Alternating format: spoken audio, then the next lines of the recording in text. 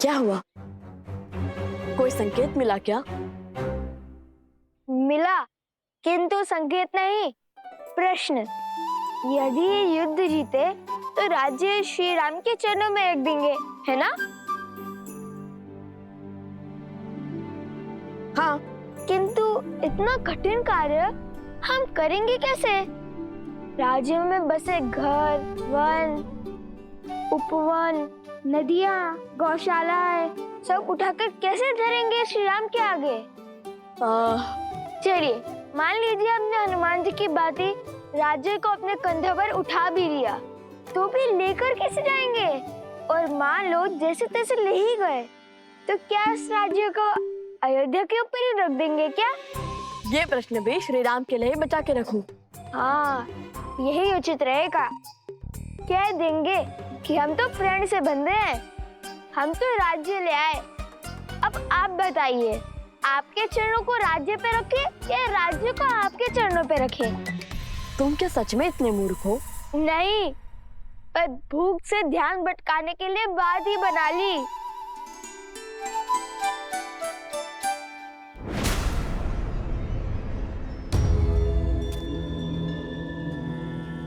देख रहे हो सोमकरण का दूसरा कुंडल? अवश्य ही उसने हमें मार्ग दिखाने के लिए फेंका है।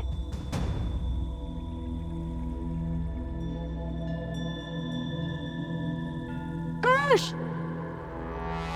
लव भैया, तुमसे भूल हुई है, मैं तो केवल एक ऋषि कुमार हूँ।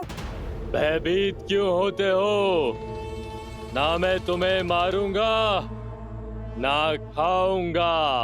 तुम मनुष्य को खाते हो? एक बार मेरी ओर देखो तो सही, जान जाओगे कि मैं क्या क्या खाता हूँ और क्या क्या करता हूँ।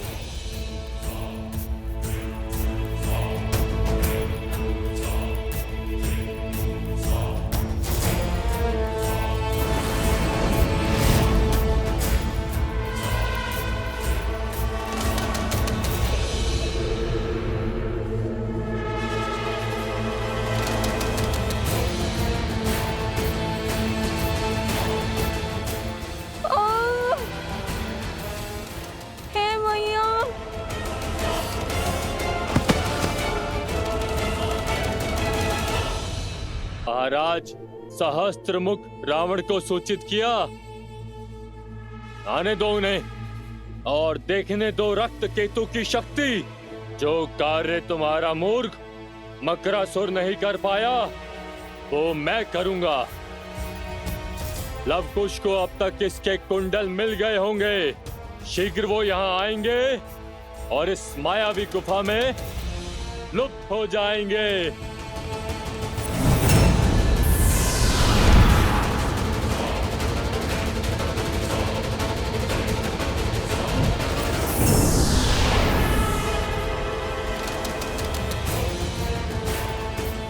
इस गुफा में प्रवेश अपनी इच्छा से होता है, किंतु निकास मेरी इच्छा से।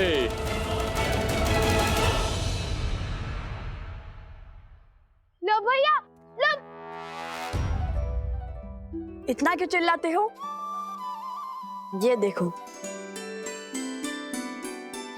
ये तो सोमकर्ण का वस्त्र है। हम उचित मार्ग पर हैं। चलो। ओम पूर्णमस्य पूर्णमादाय पूर्णमेवावशिष्यते।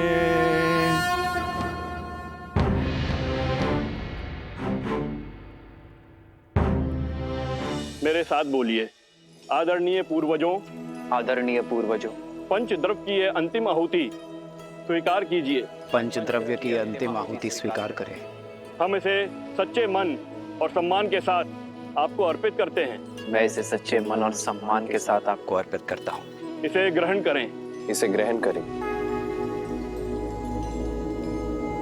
पितृ इस दुविधा में कैसे सहायक होंगे? पितृगणाय विद्महे जगदनाय धीमहि तन्नो पितरो प्रचोदयात्।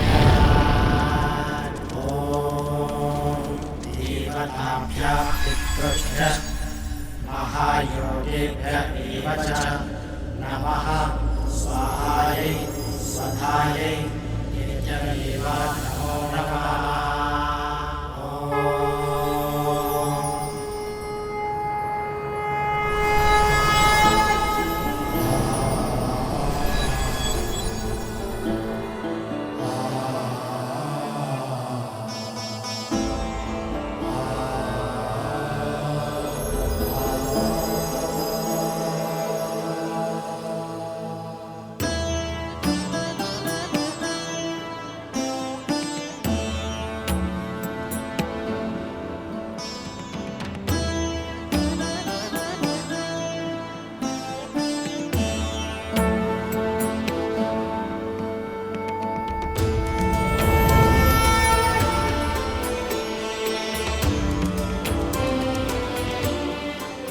महाराज दशरथ, महाराज अज, महाराज दिलीप, महाराज रघु और सभी इक्ष्वाकु पूर्वजों, अपने वंशजों की प्रार्थना सुनने के लिए धन्यवाद।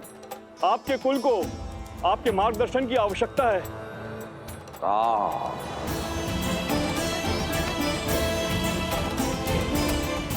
मेरे पुत्र,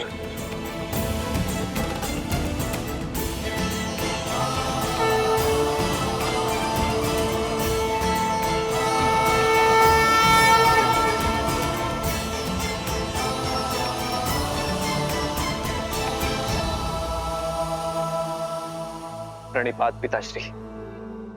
आयुष्मान भव पुत्रो। आप सबको भी मेरा प्रणिपात। हम तुम्हारी दुविधा से अवगत हैं और भरत तुम्हारी दुविधा से भी। जो हाल मैं सोच रहा हूं पिताजी, उसकी पुष्टि कीजिए, आप परामर्श दीजिए। इसमें कोई संदेह नहीं कि भरत शासन संभालने के योग्य है और भरत के शासन में अयोध्या एक श्रेष्ठ राज्य बन सकता है। किंतु इस समय आर्यवर्त को उसकी आवश्यकता है जिसने अयोध्या की सीमा के पार जाकर सुदूर दक्षिण तक धर्म और मर्यादा का प्रसार किया है, जिसने वानर जाति को प्रशिक्षित कर इस योग्य बनाया कि वो अधर्मी असुरों को पराजित कर सके। आज अयोध्या को आवश्यकता है धर्म की स्थापना करने वाले राम की।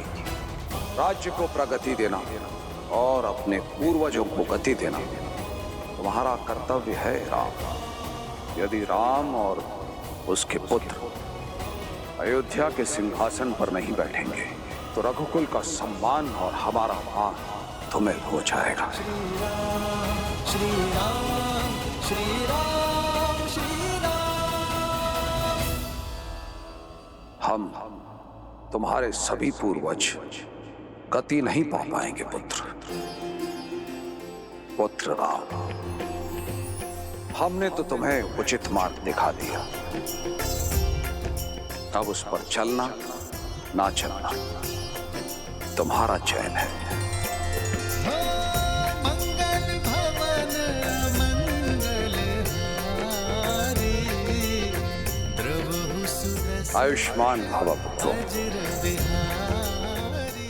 धर्म की जय हो, सूर्यवंश की जय हो।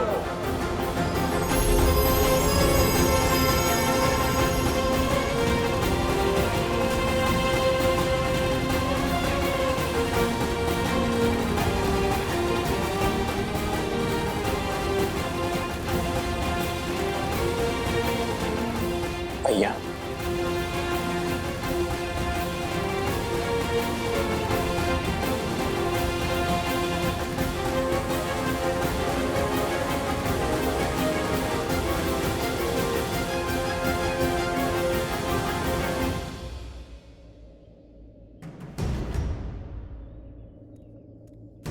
यहाँ तक तो ले आया सोम, फिर आगे क्या फेंका होगा?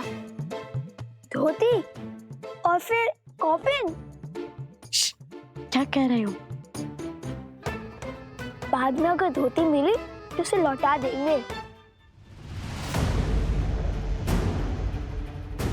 कुश, चलो।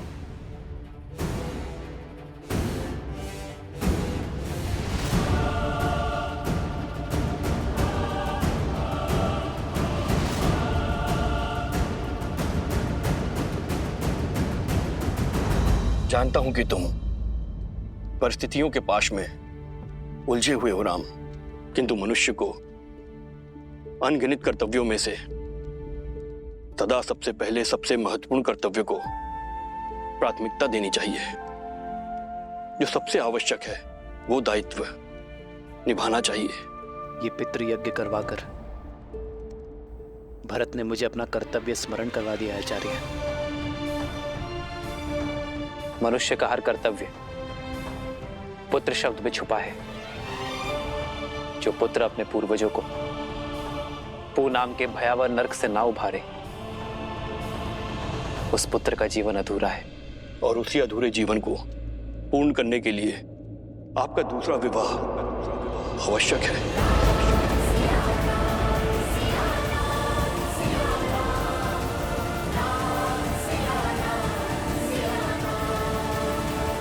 यदि आपने अयोध्या के सिंहासन का त्याग किया तो प्रजा और पूर्वज दोनों के हृदय को दुख पहुंचेगा। मेरे कथन पर विचार करना राम।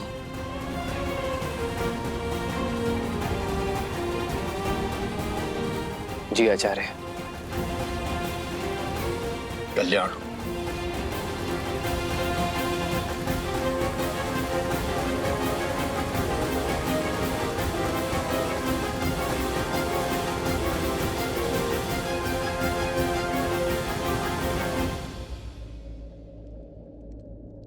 प्रभु, संसार को उभारने वाले प्रभु श्री राम आज स्वयं किस धर्म संकट में फंस गए हैं?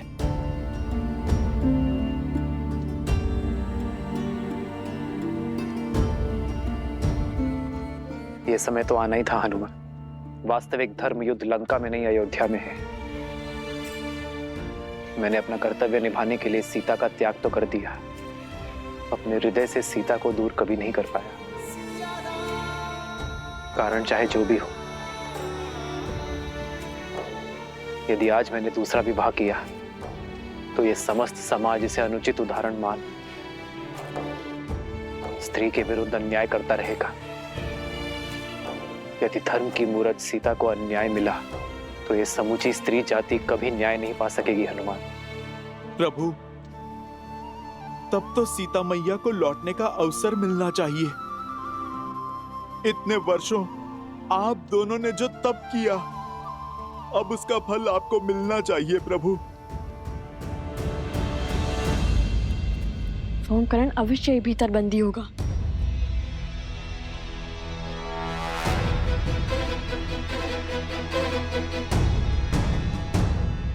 प्रभु, क्या माता को अभी भी नहीं लौटा सकते?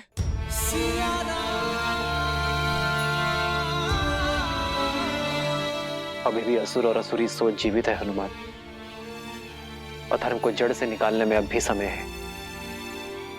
हमारी छोटी सी भूल लोक अपवाद की चिंगारी को भड़का सकती है।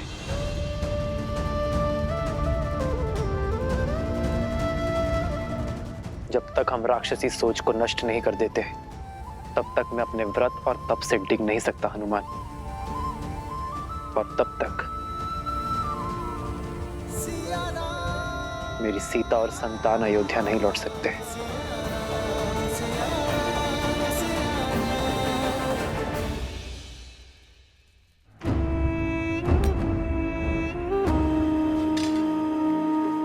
जादू कारता करके 4 पग भी आगे नहीं बढ़ पाओगे।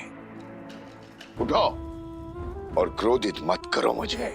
सिंह समझकर बकरी उठा लाए हो मूर्ख। भूल तो हुई है, फिर सोचा ले आए ही हैं तो उन तक पहुंचने की सीढ़ी ही बना लेंगे। अद्भुत। अब तनिक मकरासुर की योजना स्मरण कराना मुझे। मौन क्यों हो? बोलो। सीता को बंदी बनाकर लव और कुश को अपने पास बुलाएंगे। यही तो समस्या है असुरों की। अहंकार में चूर होकर बुद्धि से ही मुख मोड़ लेते हैं, विवेक का उपयोग ही नहीं करते। बस, मैं कोई साधारण असुर नहीं हूं जो संसार से दूर नदी के तल में जीवन बिता रहा हूं। मैं रक्त केतु हूं जो आज उन बालकों का संहार करेगा, आपके भ्रम को तोड़ेगा। इस मायावी गुफा में एक बार प्रवेश किया तो निकल नहीं पाएंगे वो दोनों, और इस गुफा को बिना दिव्य अस्त्र के भेदना असंभव है। शत्रु पर वार करने से पहले उसकी पहचान जान लेना आवश्यक है, रक्त केतु।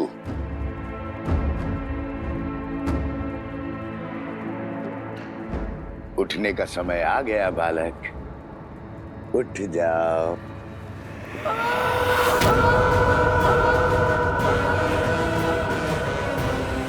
ये तो सोमकरण की ध्वनि है। कुश, वो अवश्य ही भीतर है। तो उस ओर जाकर देखो, और हाँ, केवल संकेत की भाषा में बात करना।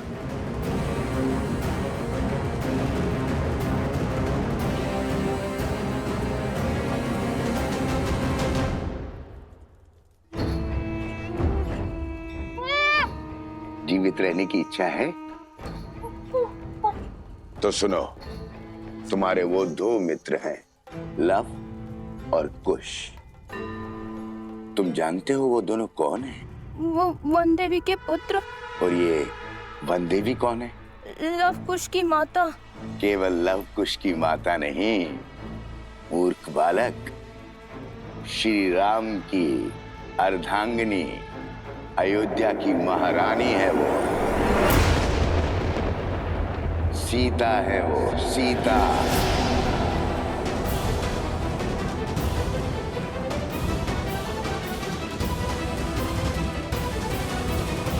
अब यदि मेरा कहा मानोगे तो जीवित छोड़ दूंगा, अन्यथा नहीं नहीं नहीं नहीं नहीं। तो जो कहूंगा वो करोगे ना? हाँ हाँ हाँ। उत्तम। तो सुनो, लव और कुश को मिथिला ले जाओ, और जब मैं वहां कहूं तो सारे समाज, सारी प्रजा के सामने, सारी मिथिला के सामने कहना कि वन देवी ही सीता है। मेरे आदेश पर ये सत्य संसार के सामने प्रकट करना,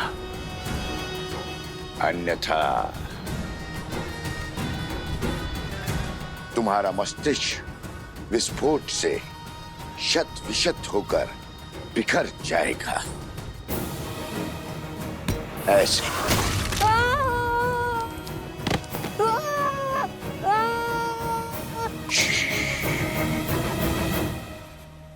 चिल्लाओ मत। सोमकर, जा, तुम मुक्त हुए। जैसा कहा वैसा ही करना। जाओ।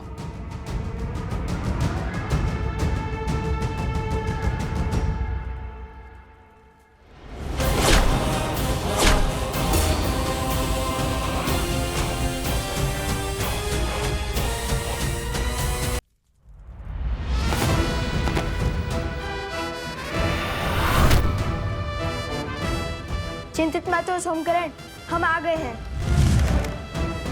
तुम क्यों आ गए?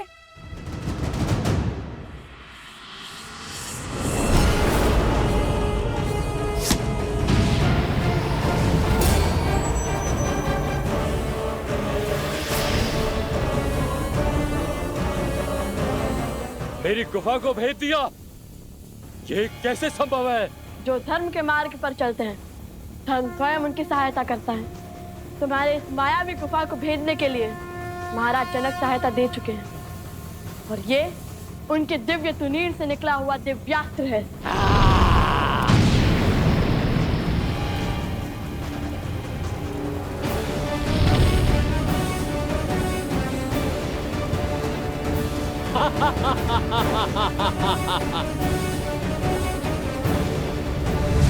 उतर।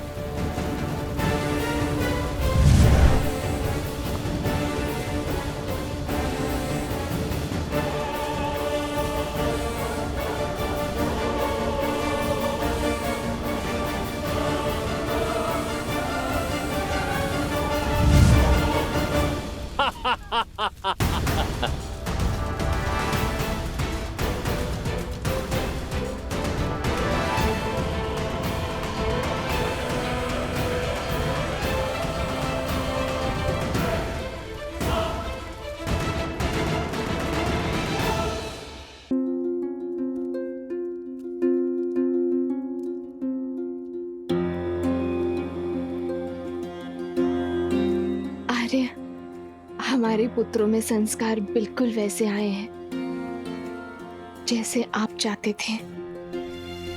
रघुकुल के ये वंशज रघुकुल का पताका लहराने में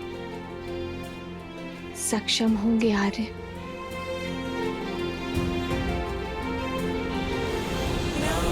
सिया राम जय जय राम राम सिया राम मुझे इस धर्म संकट से निकालो सीते। सिया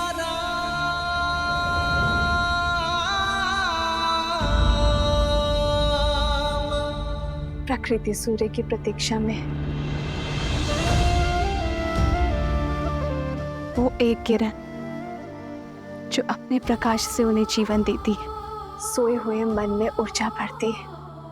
सीते, आप मेरे वही सूर्य हैं आर्य। जीवन यात्रा में मेरी जीवन साथी भले ही भिन्न है, किंतु अंतर्मन,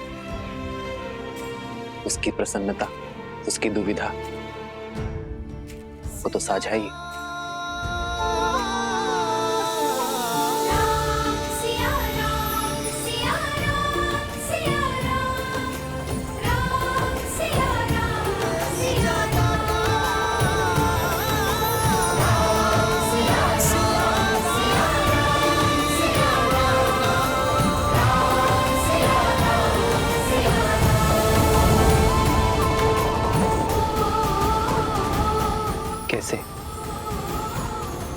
कैसे भूल गया मैं सीते कि अंतर हमारी देह में है, किंतु हमारा मन तो साथ ही है।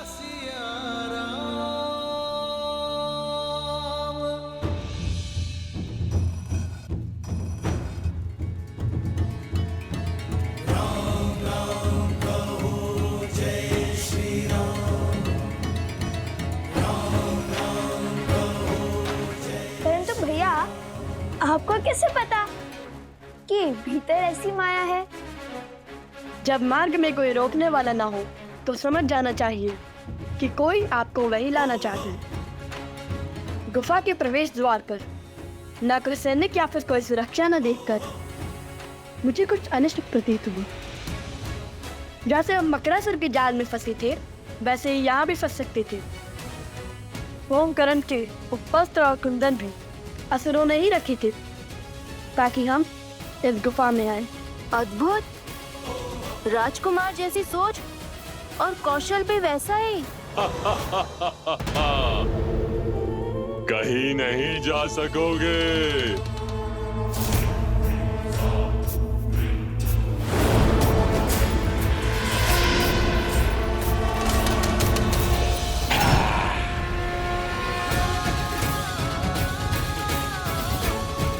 राम नाम के समक्ष कोई असुर शक्ति टिक नहीं सकती।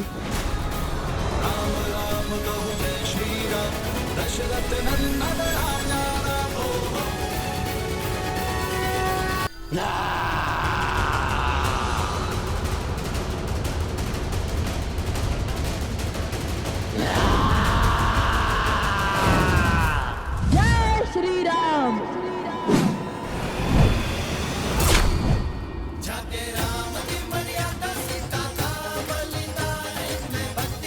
अद्भुत भैया।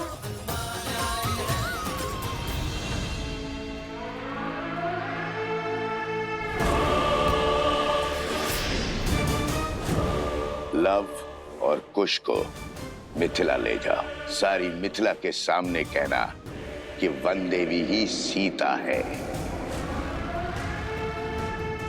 क्या हुआ?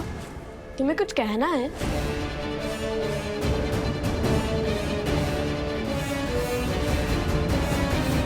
नहीं। तब चलो शीघ्र, अत्यंत भूख लगी है। चलो।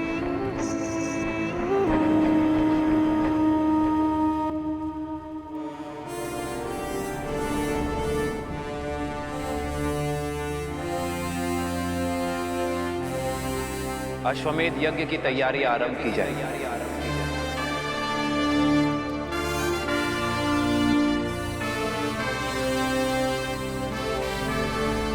मैं अपनी पत्नी के साथ ही यज्ञ में बैठूंगा।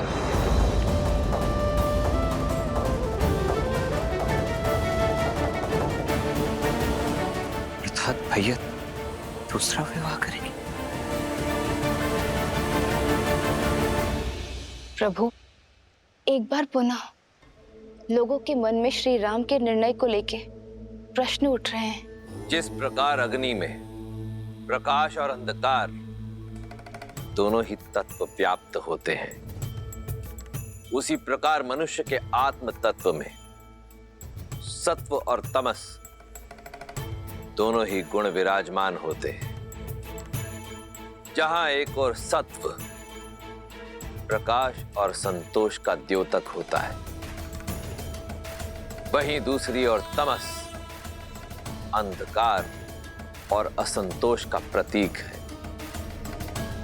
जिस प्रकार अग्नि स्वभाव से चंचल होती है और वायु के तनिक से संचार से फैल जाती है, उसी प्रकार मनुष्य का आत्म तत्व अर्थात उसका मन भी सदा चंचल रहता है और तृप्ति अतृप्ति, संतोष असंतोष के मध्य झूलता रहता है।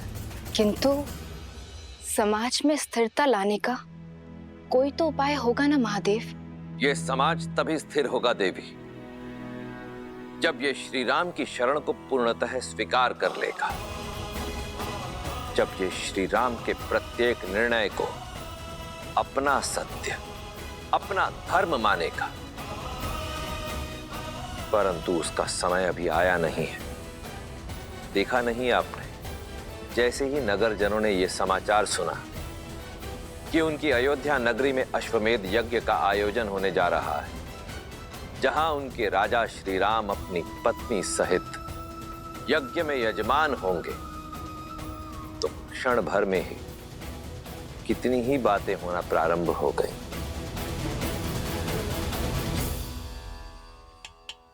क्या कह रहे हो? जैसे इस मटके की टंकार कहती है कि ये खरा है, वैसे ही मेरी बात भी 100% सत्य है।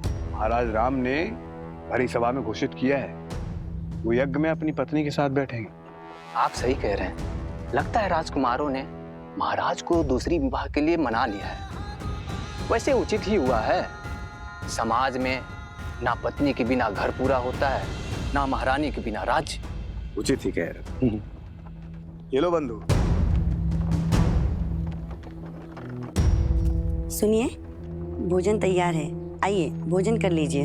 अरे भाग्यवान, भोजन छोड़ो, पेट तो हमारा बातों से ही भर गया। तुम नहीं जानती, समस्त नागरिकों में चर्चा है महाराज श्री राम दूसरा विवाह करने जा रहे हैं। क्या? फिर से कहो। हाँ, अपने कानों से सुनकर आई हूँ। महाराज राम विवाह करने वाले हैं और सुना है विवाह मत्स्य देश की राजकुमारी से करने वाले हैं। मत्स्य देश की राजकुमारी? ये तो बड़ा अशुभ समाचार है। यदि विवाह हुआ तो महारानी सीता का अपमान होगा। वही तो। कैसा अपमान? सुना है महारानी सीता इतने वर्षों से मिथिला में रह रही हैं, और तो और अश्वमेध यज्ञ का निमंत्रण देने के लिए महाराज स्वयं मिथिला जा रहे हैं। मुझे तो लगता है महारानी का त्याग और वनवास दोनों मिथ्या है, मिथ्या। प्रजा को भ्रमित किया जा रहा है।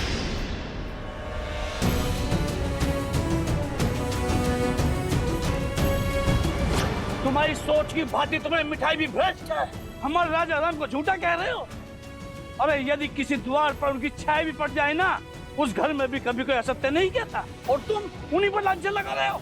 बहिष्कार करो, बहिष्कार करो। बहिष्कार करो, बहिष्कार करो। बहिष्कार करने से पहले इसको इसके पापों का पुरस्कार तो मिलना चाहिए।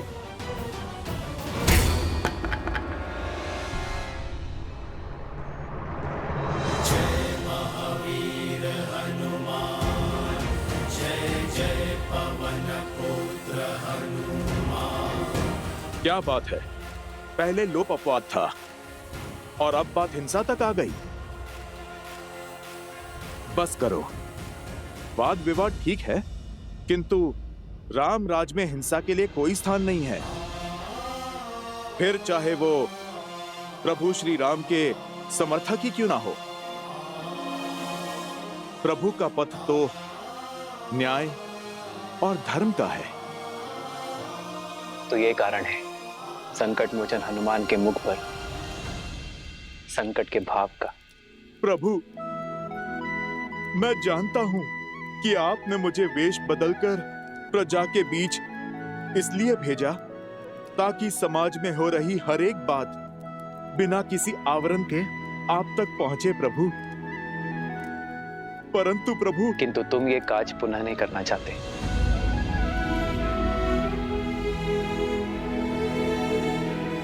क्योंकि अगली बार ये भक्त भगवान के अपमान पर अपना क्रोध नहीं रोक पाएगा। प्राण ले लीजिए प्रभु, किंतु आपके प्रति अभद्र शब्द सुनने का दंड मत दीजिए। प्रभु, मैं तो जानता हूं आपका निर्णय अंत में समाज को ज्ञान और सुख का प्रकाश देगा, माता सीता का सम्मान बढ़ाएगा। किंतु ये सब क्यों प्रभु? क्यों ये प्रजा ये नहीं समझ रही है? क्योंकि लोक अपवाद अभी कुछ समय के लिए ठहरा है हनुमान, पूरी भांति समाप्त नहीं हुआ है। संदेह था मुझे कि ये राक्षसी शक्तियां अश्वमेध यज्ञ के मेरे घोषणा के पश्चात पुनः प्रभावशाली होंगी। किसी अच्छे गुण को संजोने में, उसे बनाने में जीवन निकल जाता है हनुमान, किंतु उसे बिगाड़ने के लिए एक क्षण भी बहुत है। राक्षसी वृत्ति के विरुद्ध हमारा ये युद्ध बहुत लंबा है, कई चरण है उसके। सहस्त्रमुख रावण की सोच को अभी प्रजा के मन से निकालने में बहुत समय शेष है हनुमान।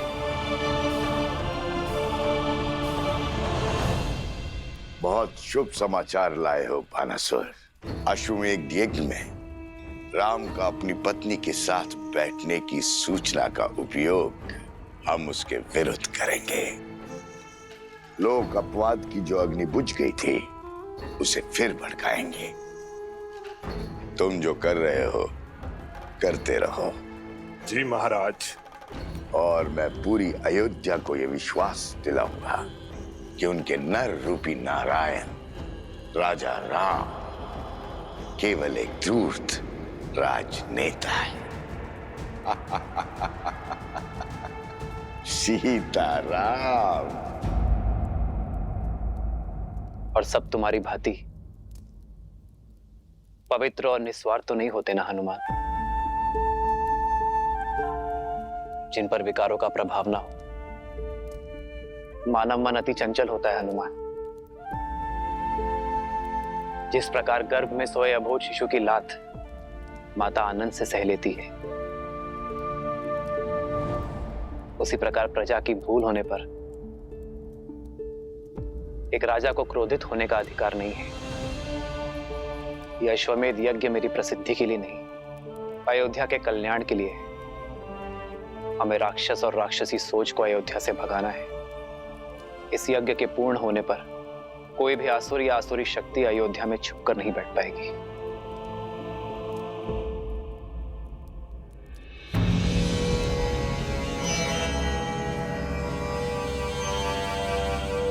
प्रणाम संत श्री। अरे बाबा आ गए। साधु बाबा की, साधु बाबा की।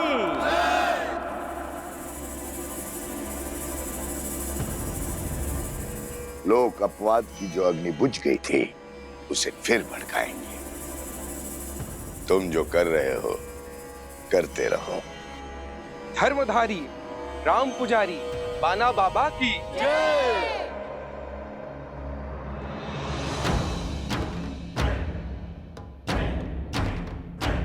मैं अपने तपोबल से ये समझ चुका हूं, महाराज राम जिस मर्यादा, जिस धर्म की बात करते हैं वही सत्य है। धर्म के मार्ग में अनेकों असत्य सुनाई देते हैं, दिखाई देते हैं। उससे बचने के लिए मैं आज से ये पट्टी बांधकर हर मार्ग से निकलूंगा। राम राज्य का हित श्री राम की बताई हुई बातों में है। हम सब श्री राम की पूजा करते हैं क्योंकि उन्होंने धर्म के लिए अपनी पत्नी तक का त्याग कर दिया। परंतु यदि महाराज उस त्यागी हुई सीता को पुनः अयोध्या ले आएंगे तो वो त्याग नहीं, छल होगा।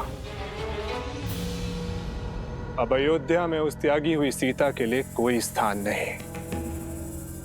अब कोई मर्यादा को भंग करने का दुस्साहस नहीं करेगा।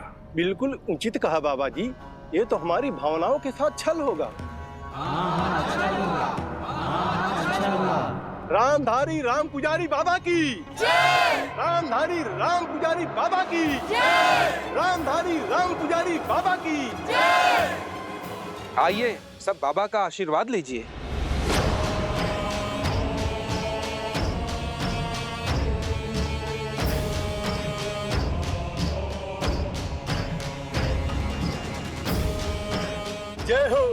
जय हो बाबा की।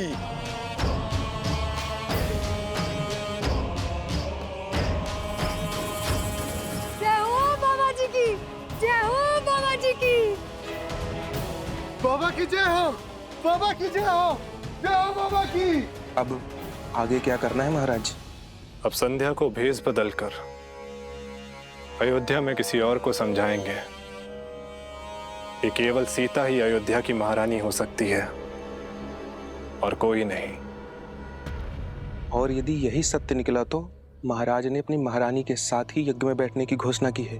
सत्य कहा, परंतु एक सत्य ये भी है कि त्यागी हुई स्त्री कभी महारानी नहीं बन सकती। और जब दो सत्य टकराएंगे तब होगा महासंग्राम। महासंग्राम करते देखा है मैंने आपको, कभी शारीरिक तो कभी मानसिक। इतना सब कुछ सहकर भी इतने शांत कैसे रह लेते हैं आप प्रभु? मेरे मन का हर ज्वार सीता के वचन का विश्वास शांत करता है हनुमान। सीता और मेरी संतान के लौटने का प्रण मुझे प्राण देता है। और मैं ही क्यों, मेरी सीता भी तो उसी क्षण की प्रतीक्षा में है।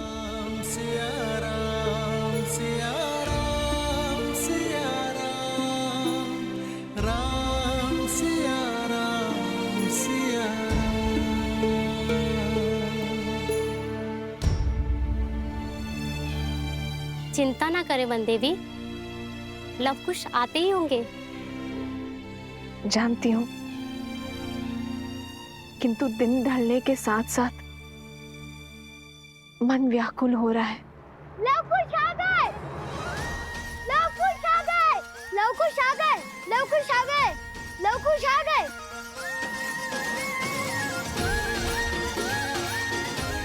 लव कुश की जय, लव कुश की जय, लव कुश की जय, लव कुश की जय, लव कुश की जय, लव कुश की जय, लव कुश की जय, लव कुश की जय।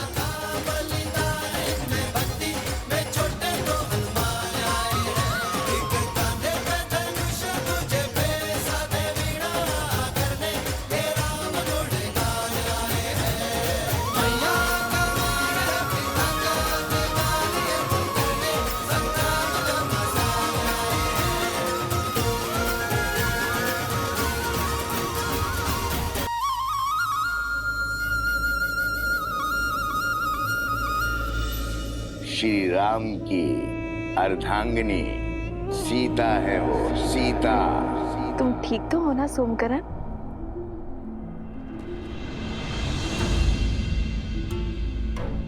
ये क्या कर रहे हो सोमकरण? उठो। ऐसे प्रणाम केवल गुरुजनों को किया जाता है। मैं वो आपको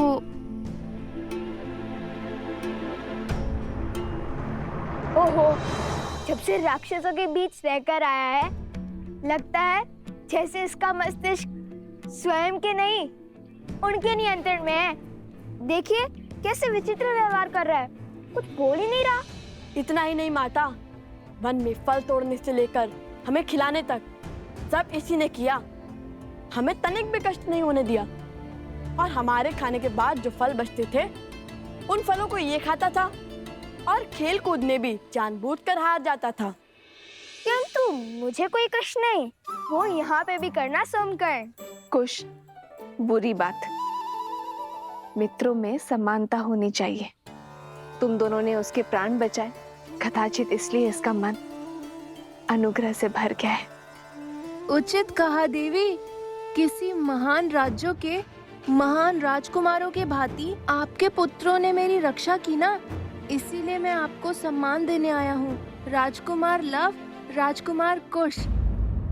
ओहो, बस करो ये सम्मान करना, अन्यथा अगली बार सहायता नहीं करेंगे तुम्हारी।